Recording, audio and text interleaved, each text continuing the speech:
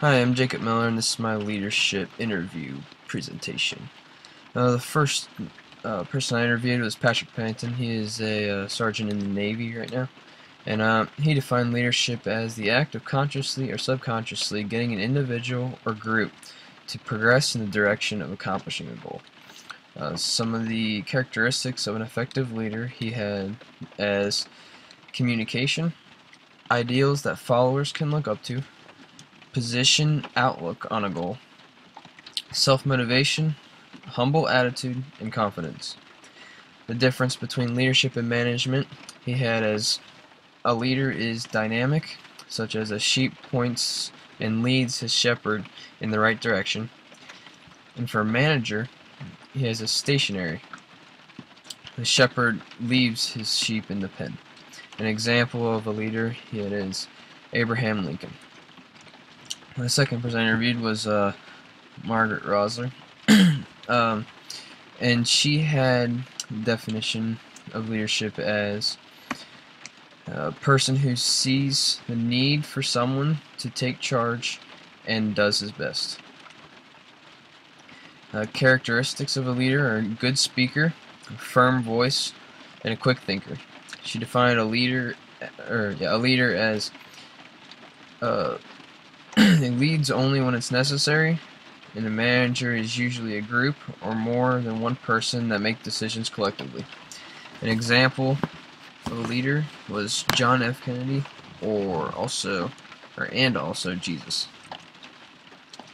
Greg Merkel, he works for P&G, and he defined leadership as the ability to envision, engage, enlist, enable, and energize others toward the accomplishment of a common goal set. You are not a leader if no one follows you, is what he quoted. Some characteristics are high character, integrity, honesty, trust, decisiveness, and bias for action. The difference between a leadership and management: no one follows managers, people follow leaders. No one looks for a manager in a crisis, they look for leaders. Examples of a personal leader are John Pepper and Jesus. Doug Fassbinder defined a leader as someone who points some in the right direction. Characteristics of a leader: knowledgeable, strong values, and motivating. The difference between leadership and management: leadership works with you to get you where you're heading, and a manager gives you the tools to do it on your own. For an example, he had Robert Baden-Powell, who's the founder of Boy Scouts.